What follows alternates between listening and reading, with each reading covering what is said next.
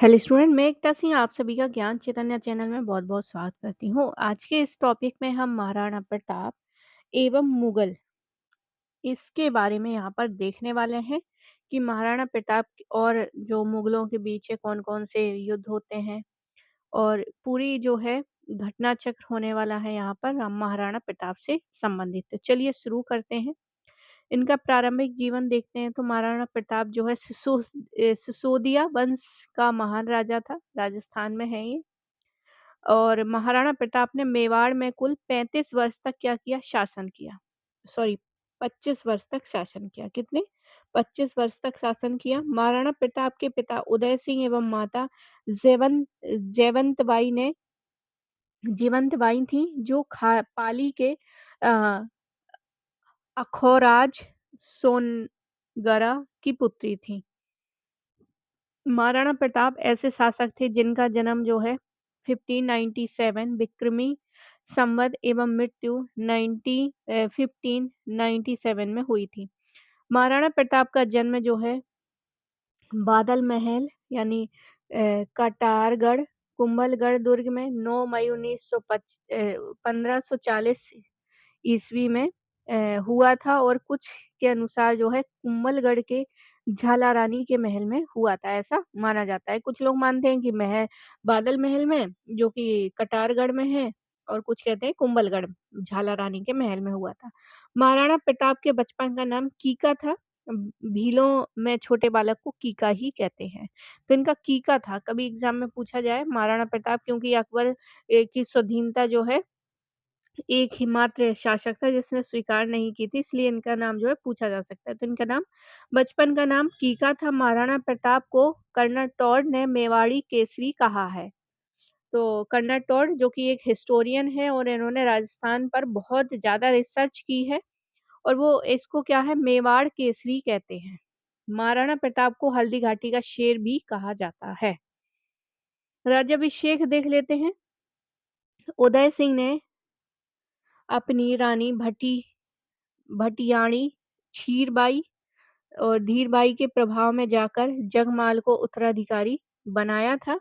तो जगमाल राजा बनते ना कि महाराणा प्रताप। अखराज सोनगरा से जगमाल को गद्दी से हटाकर महाराणा प्रताप को शासक बनाया और इस अवसर पर पंडित कृष्णदास नामक तो पंडित ही जो है उसका राज्याभिषेक सारी विधि विधान करता है, इसलिए पंडित का अक्सर नाम आता है। चाहे वो शिवाजी के रोहण के समय हो या किसी के, पंडितों का अक्सर यहाँ पर नाम जो है आता है और ये याद रखने वाली चीज है।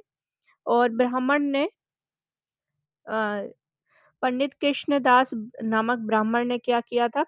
28 फरवरी 1572 ईस्वी को 32 वर्ष की आयु में महाराणा प्रताप की कमर में राजकीय तलवार बांधकर गोगुंदा उदयपुर में राज तिलक किया, लेकिन विधिवत रूप से राज तिलक जो है राव चंद्रसेन की मौजूदगी में, अब यहाँ पर राव चंद्रसेन होते हैं, 2 बार इनका होता है, एक तो गोगुंदा में और दूसरा होता है उदयपुर में। और गोगुंदा जो है के समय कृष्णदास ब्राह्मण होते हैं जो ये सब करवाते हैं और उदयपुर में कौन रहते हैं? राव चंद्रसेन। आगे देखते हैं।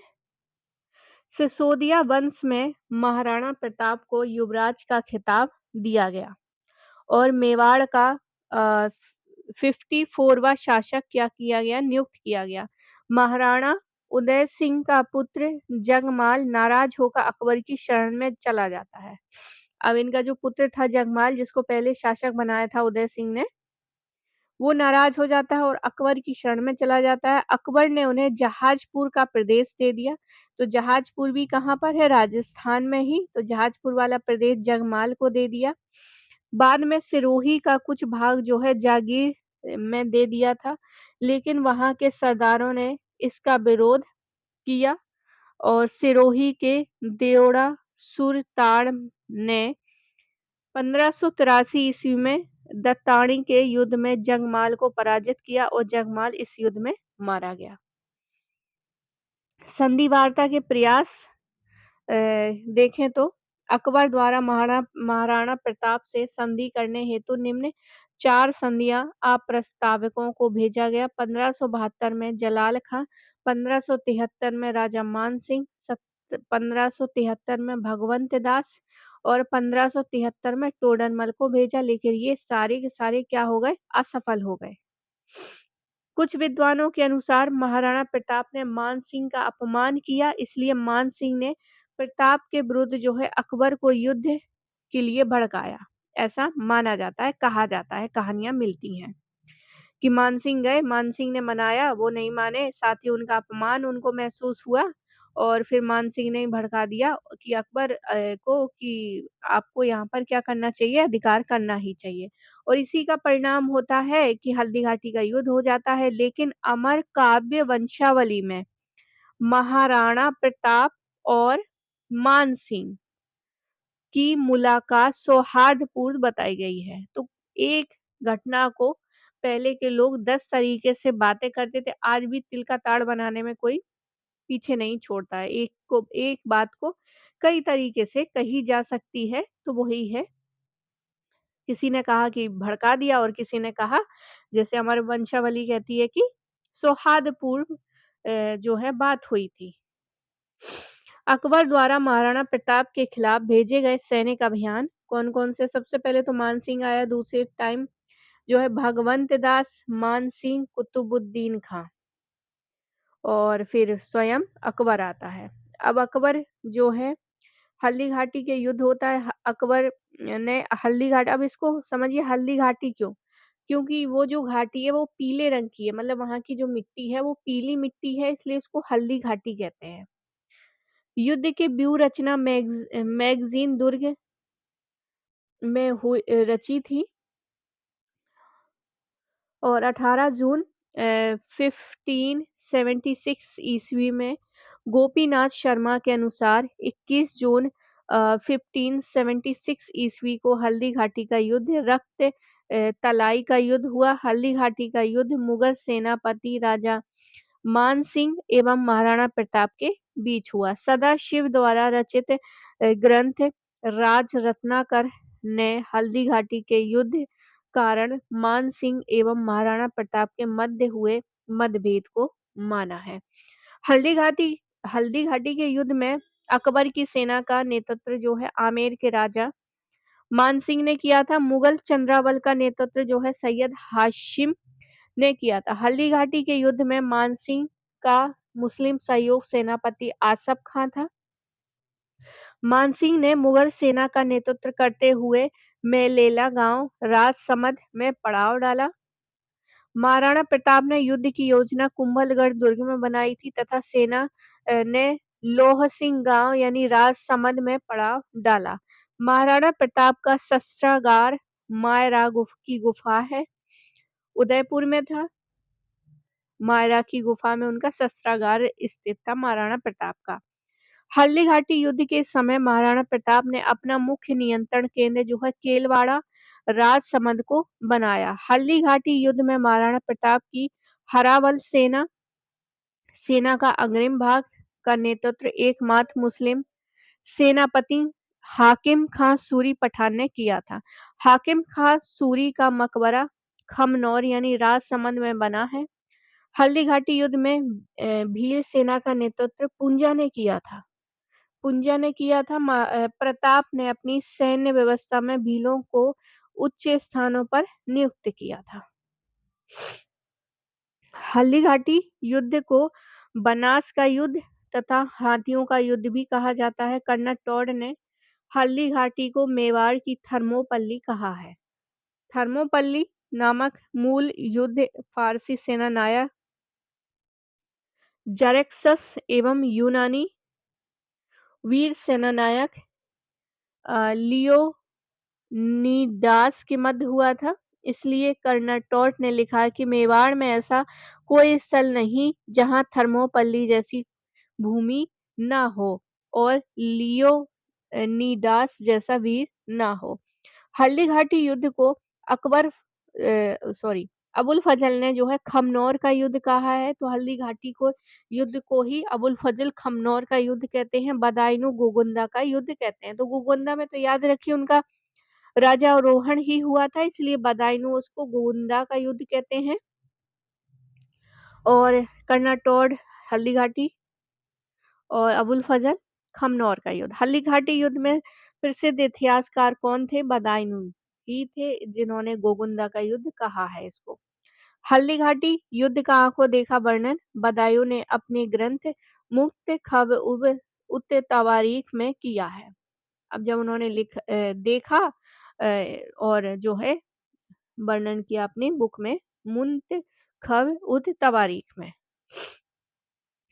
युद्ध के बाद जो है बदायूं ने अपनी डाणी को राजपूतों के खून से रंगा था। आगे देखते हैं, हल्दी घाटी युद्ध में शुरुआत में राजपूतों ने मुगलों को पीछे हटा दिया, लेकिन रिजर्व सेना का सेनापति मिहत्तर खां ने अकबर के आने की झूठी अफवाह फैला दी, जिससे मुगल सेना में वापस से जोश आ गया और उसी जोश ने मुगल सेना को क्या दिलाई थी? विजय दिलाई थी। महाराणा प्रताप की सेना में राम प्रसाद, गजमुक्ता एवं लूणा हाथी थे। हल्दी घाटी युद्ध में महाराणा प्रताप के प्रिय हाथी का नाम राम प्रसाद था। तो यहाँ पर हाथियों के नाम भी मिलते हैं, राम प्रसाद, गजमुक्ता, लूणा, और इनका मेन जो था राम प्रसाद था। प्रिय हाथी राम प्रसाद था, जिसे अकबर ने बाद में पीर प्रसाद नाम दिया था। हल्दी घाटी युद्ध में राजा मान सिंह का हाथी मर्दाना था। अकबर ने हाथी का नाम हवाई रखा था। झाला बीदा या झाला मन्ना ने महाराणा प्रताप का राज्य चिन्ह लेकर स्वयं जो है लड़ना शुरू किया तथा हल्दी घाटी युद्ध में अपना बलिदान देकर प्रताप को युद्ध के मैदान से निकाला। डॉक्टर गोपीनाथ शर्मा के अनुसार हल्दी घाटी का युद्ध अनिर्णायक युद्ध था, लेकिन राज प्रशस्ति एवं राजविलास के अनुसार हल्दी घाटी युद्ध में महाराणा प्रताप क्या हो जाता है? विजयी हो जाता है। हल्दी घाटी स्थान गोगुंदा और खमनौर की पहाड़ियों के बीच बनास नदी के किनारे राजसमंद जिले में स्थित है। Doctor AL. श्रीवास्तव ने हल्दी घाटी को बादशाह बाग नाम दिया। राजसमंद में प्रत्येक वर्ष जो है हल्दी घाटी महोत्सव मनाया जाता है। हल्दी घाटी के मैदान को वर्तमान में स्वाधीनता प्रेमियों के लिए तीर्थ स्थल कहा जाता है। चेतक की समाधि बलीचा गांव में बनी है। चेतक की समाधि, चेतक की समाधि को चबूतरा कहा जाता है। अब प्रताप एवं शक्ति सिंह को देखते हैं। रणछोड़ भट्ट के ग्रंथ अमर काव्य वंशावली के अनुसार महाराणा प्रताप की युद्ध के बच निकलने के बाद उनके भाई शक्ति सिंह से भेंट हुई। शक्ति सिंह के द्वारा महाराणा प्रताप को घोड़ा देकर सहायता की गई थी। डॉक्टर गोपीनाथ शर्मा के अनुसार शक्ति सिंह की मृत्यु अकबर के विरुद्ध चित्तौड़ के घेरे में 1568 में हो गई थी। प्रताप एवं भामाशाह पाली के भामाशाह एवं ताराचंद्र ने प्रताप को 2000 स्वर्ण मुद्रा देकर आर्थिक सहायता दी थी। भामाशाह को मेवाड़ का दानवीर कहा जाता है। कर्नाटौड़ ने भामाशाह को मेवाड़ का कर्ण कहा है। हल्दी घाटी के पश्चात देखते हैं। हल्दी घाटी युद्ध के बाद प्रताप की सेना कोलियारी गांव उदयपुर रुकी एवं कोलियारी गांव के निकट ही कमलनाथ पर्वत के पास आवरणगढ़ में अपनी अस्थायी राजधानी स्थापित की थी। हल्दी घाटी युद्ध के पश्चात कोलियारी गांव उदयपुर में महाराणा प्रताप एवं उनके घायल सैनिकों का उपचार किया गया। अकबर ने हल्दी घाटी युद्ध के बाद चित्तौड़ एवं उदयपुर पर अधिकार कर लिया और अकबर ने उदयपुर का नाम मोहम्मदाबाद कर दिया। अब यहाँ पर हल्दी घाटी के युद्ध के बाद अकबर द्वारा महाराणा प्रताप के खिलाफ भेजे गए प्रमुख सैनिक अभियान है। जैसे सबसे पहले है 77 से लेकर 78 में शाहबाज खां, फिर 78 में और 9 के बीच शाहबाज खां ही, फिर तीनों बार जाते हैं, फिर चौथी बार जो है 80 और 81 में अब्दुल रहीम खाने खाना और फिर 84 से लेके 1584 से लेके 85 जगन्नाथ कछवाहा। अब आगे देखते हैं कुंभलगढ़ का युद्ध। तो हल्दी घाटी के बाद महाराणा प्रताप ने कुंभलगढ़ को राजधानी बनाई और 1578 को महाराणा प्रताप के कुंभलगढ़ दुर्ग को केंद्र बनाकर मुगलों का विरोध किया। महाराणा प्रताप का दूसरा एवं औपचारिक राज्याभिषेक 1578 ईस्वी में कुंभलगढ़ दुर्ग में हुआ। इस समय मारवाड़ का राजा चंद्रसेन वहां मौजूद था। कुंभलगढ़ का युद्ध जो है 3 अप्रैल 1578 ईस्वी अकबर ने अपने सेनापति शाहबाज खां के नेतृत्व में कुंभलगढ़ पर आक्रमण के लिए मुगल सेना भेजी। दोनों पक्षों की सेनाओं के मध्य जो है भीषण युद्ध हुआ और युद्ध में सफलता की कोई आशा न दिखाई देने पर महाराणा प्रताप अपने विश्वस्त योद्धा राव भाण सोनगरा को दुर्ग सौंपकर खुद सुरक्षित स्थान पर चला गया। राव भाण सोनगरा अपने साथी सिंधल सूजा के साथ मुगल सेना का वीरता से सामना करते हुए वीरगति को प्राप्त हो गए थे। आगे देखते हैं महाराणा प्रताप ने छाछन छाछन की पहाड़ियां और उदयपुर में रहकर समय बिताया। महाराणा प्रताप की पत्नी अजब दे पनबार जंगलों में महाराणा प्रताप के साथ रहीं तथा अमर सिंह प्रथम अजब दे पंवार का ही पुत्र था।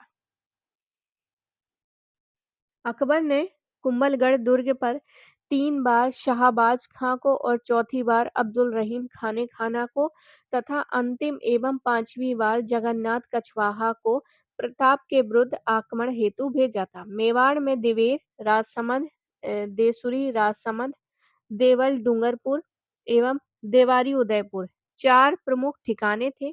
सबसे प्रमुख ठिकाना जो है दिवेर ठिकाना था जहां अकबर ने सुल्तान खां को मुख्तियार नियुक्त किया था। दिवेर का युद्ध देखते हैं।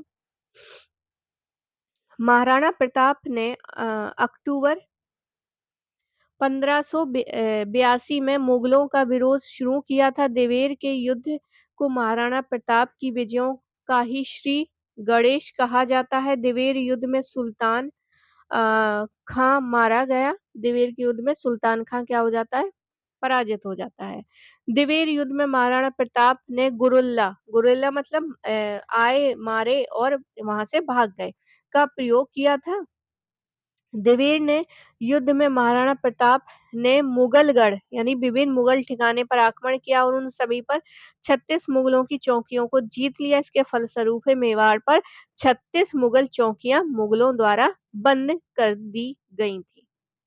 मैराथन का युद्ध फारसी सेना नायक हिप्पियस और एथेंस के सेना नायक मिलिटियस के मध्य यूनान की भूमि पर हुआ था। इस युद्ध में एथेंस अपना सम्मान बचा पाया था, इसलिए कर्नल जेम्स टोड में दिवेर के युद्ध जो है मेवाड़ का मैराथन कहा है।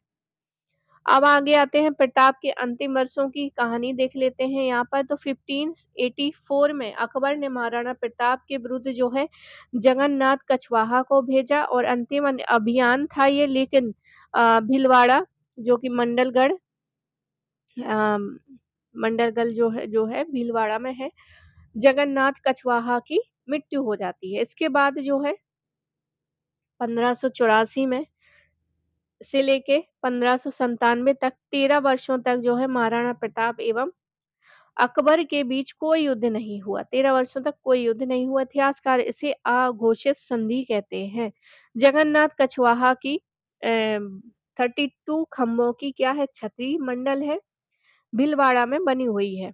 1585 में प्रताप ने अपनी आपातकालीन एवं अंतिम राजधानी चावड़ यानी उदयपुर को बनाया। दिवेर विजय एवं चावड़ को राजधानी बनाने के बाद महाराणा प्रताप ने चित्तौड़ एवं मंडलगढ़ को छोड़कर पूरे मेवाड़ पर अधिकार कर लिया। आगे देखते हैं धोलिया गांव। उदयपुर में संकट के समय महाराणा का परिवार निवास करता था।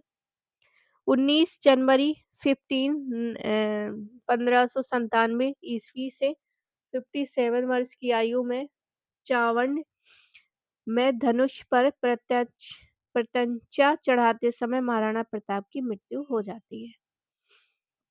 महाराणा प्रताप की 8 खंभों की छतरियां बानडोली उदयपुर में बनी हुई है। महाराणा प्रताप का स्मारण मोती नगरी उदयपुर एवं दिवेर राजसमंद में बना हुआ है। अब प्रताप की कुछ सांस्कृतिक उपलब्धियां देखते हैं तो चावड़ चित्रकला शैली का जो है विकास महाराणा प्रताप के समय में हुआ था। इस शैली का जो है 1605 में अमर सिंह प्रथम के समय पर रागमाला नसरुद्दीन चित्रकार द्वारा बनाया गया चित्र महत्वपूर्ण है। चावण्य चित्र शैली का जन्म जो है महाराणा प्रताप के शासनकाल में हुआ था, जबकि इस चित्र शैली का स्वर्णकाल जो है महाराणा प्रताप के पुत्र अमर सिंह के शासनकाल में था। तो बहुत इम्पोर्टेंट यहाँ पर है चावड़ चित्रकला। तो चित्रकला भी एग्जाम में कभी-कभी पूछा जाता है, तो क्या पता चावड़ शैली ही पूछ लिया जाए और पूछा जाए कि किसके समय की है। तो याद रखिए ये महाराणा प्रताप के समय शुरू हुई थी, लेकिन अमर सिंह के शासनकाल में ये अपने चरम उसमें पहुंची। चावड़ में चामुंडा देवी का मंदिर महाराणा प्रताप द्वारा बनवाया गया था। महाराणा प्रताप के काल में उनके दरबारी लेखक चक्रपाणि मिश्र द्वारा विश्व वल्लभ रासलक पद्धति एवं मुरहूत मंडप की रचना की गई। कन्हैया लाल सोठिया द्वारा रचित पीथल एवं पाथल में ये पंक्तियां हैं। अरे घासरी रोटी ही जद बन बिलावड़ो ले भाग्यो। तो ये जो है घास की रोटी बना के उन्होंने खाई थी, कुछ इस तरह के जो है पंक्तियां हैं। नन्हो सो अमरियो चीख पड़्यो राणा रो सोयो दुख जागयो। तो इस तरह की पंक्तियां जो है रची गई उस समय। महाराणा प्रताप और उनका परिवार जो है हल्दी घाटी के युद्ध के बाद जंगलों में निवास करते थे। एक दिन महाराणा प्रताप ने अपने पुत्र अमर सिंह को घास की रोटी खिलाने के लिए दी गई। एक जंगली बिल्ला इस रोटी को लेकर भाग गया और अमर सिंह भूख के कारण जो है जोर जोर से रोने लगा। ये महाराणा प्रताप से देखा नहीं गया और इस क्षण महाराणा प्रताप ने सोचा कि मुझे अकबर की अधीनता स्वीकार कर लेनी चाहिए, लेकिन पीतल में आकर महाराणा के स्वाभिमान को जगाया गया। पाथल और पीथल। तो सुजानगढ़ चूरू में कवि कन्हैया लाल सेठिया ने अपनी रचना पाथल और पीथल में मतलब यहाँ पर इतनी अच्छी जो है लैंग्वेज का यूज़ किया गया, उसको उनके सामने सम्मुख रखा गया, तो उनका जो है उनको सुन के जो है एकदम आत्मविश्वास बढ़ जाता है, जो डाउन होता है। तो म्यूज़िक में बहुत जो है जोश रहता है और वो म्यूज़िक क्या है, एक किस्म से मेडिसिन का काम कर देता है यहाँ पर। तो यहाँ पर देखिए महाराणा प्रताप क्या समर्थन करने जा रहे थे, समर्पण। ले लेकिन इनकी रचना से सुन के क्या हो जाता है, उनका मन बदल जाता है। तो देखिए मेडिसिन का काम कर गया म्यूजिक। आगे देखते हैं। और यहाँ पर पीथल शब्द का प्रयोग पृथ्वीराज राठौर बीकानेर के कल्याणमढ़ के पुत्र के लिए किया गया। कन्हैया लाल सोठिया की अन्य रचनाएं धरती धोरारी और लील टांस वन फूल है। तो यहीं तक रहता है। अगला जो टॉपिक है वो जहांगीर है। तो आई होप आपको ये वीडियो पसंद आया होगा। पसंद आया हो तो प्लीज़ लाइक करें, शेयर करें, सब्सक्राइब करें। मिलते हैं हम अगले वीडियो में। पूरा वीडियो देखने के लिए आप सभी का बहुत-बहुत धन्यवाद।